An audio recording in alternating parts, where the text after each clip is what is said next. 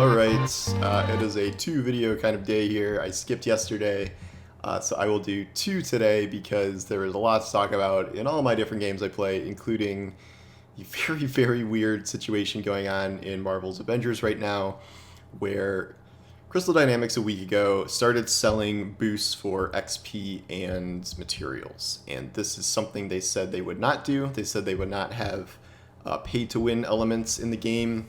And I don't really know what else constitutes pay-to-win other than selling literal power boosts in the microtransaction store.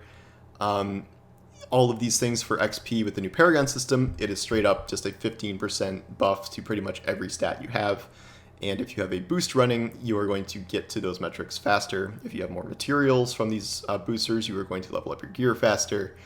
And then previously, they said that the store was only going to be cosmetics, and it's not. So that was a week ago. And kind of before the weekend, during the weekend, we heard, at least from a couple Crystal Dynamics staffers that are like, it's the weekend, like, we're not going to talk about this now. And yet, here we are, a full week later, and they have not said anything about it still. They just issued the new Avengers blog post yesterday, which everyone thought would tackle the issue, although I'm not sure I have read anything substantial in those blog posts ever. It's not exactly like Bungie's TWAB where they tackle hard-hitting issues. And what they announced is they're doing the same thing again. They're just selling the boosts again with the same kind of store offering.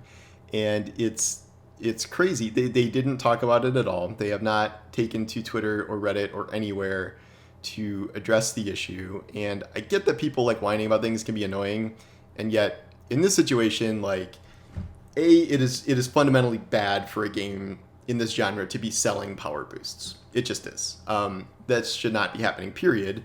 And then B, if it is happening and it is directly opposed to what you said previously, like, you gotta comment on it or say something or explain your thought process or the rationale or the reasoning behind why you did this, other than like, we thought it would make more money. I'm not going to go into exactly what I said in my article about this today.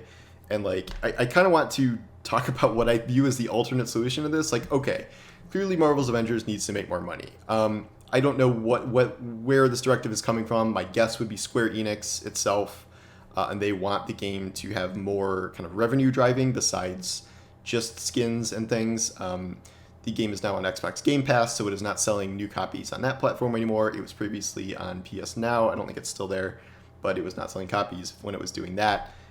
So it's always been in a situation where, because it said it would offer all of its characters and DLC for free, that it would have to make up the difference in other ways, and that's a microtransaction store. But we were at a point where I would rather see them sell new characters and expansions than I would see them selling power boosts.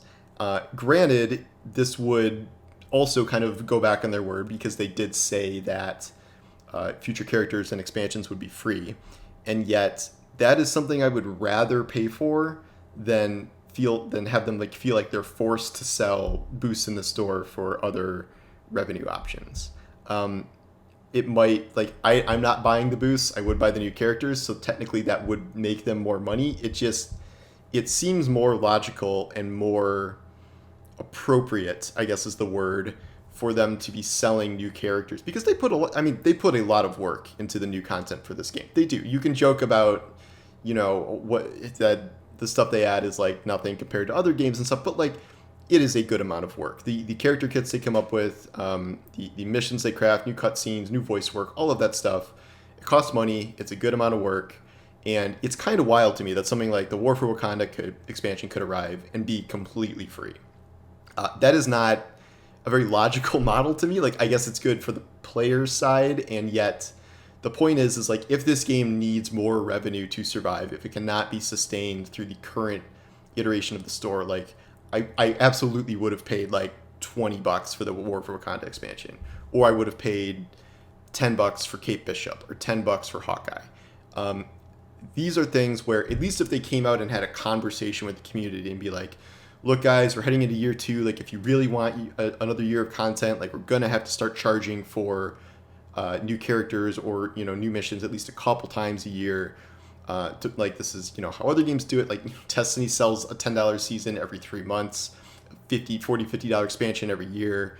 Borderlands has $10, $15, $20 DLC. Like, it is very not uncommon for games to sell additional things. And the games that didn't, I think Anthem was another game that said it was going to have just free updates indefinitely. Look how that went. I mean, you don't see like free indefinite content working very well. The Division 2 did this and eventually had to stop updating, and eventually they were just repeating old content they were doing or pushing really, really hard into microtransaction based loot boxy sort of events to compensate for that.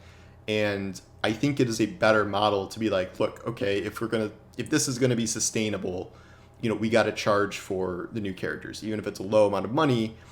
That is something I might be wrong about this, but I feel like that would be better received by the community if it was explained, if it was communicated, than what they have done with Power Boost here, where they just started selling Power Boost on the store, didn't talk about it, and like kind of shut down conversation about it, and that was it. And then they're still doing it, still no response. I don't know if the move here is they're just going to ignore it, but the fan community is very much melting down over this, and I get it, because it is kind of the worst thing you can do in this genre, to just stop communicating with your player base because you don't like what they're saying.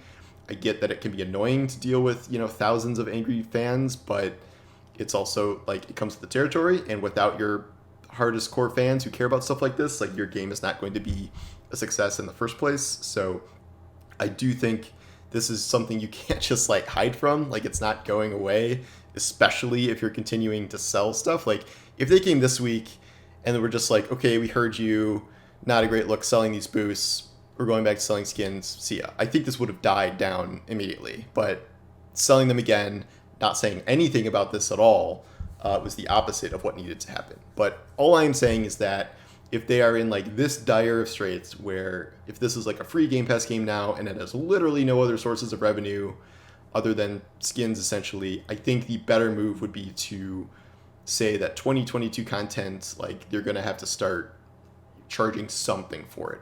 And that is a better solution to me than charging for power. Charging for power should never happen in any game, I don't think, personally. And we've had these issues in the past with like Assassin's Creed selling XP boosts, and like, it sucks there too, believe me. But I think even more so in live service games where, the grind is kind of the point.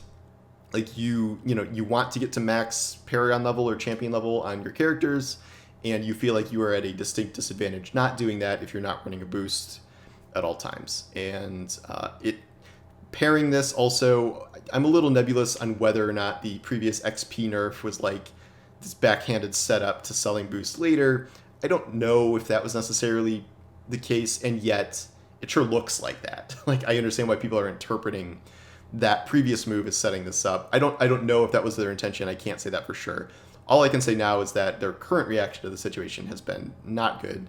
I emailed my rep for them, and I asked them, like, are you guys going to comment on this or say anything?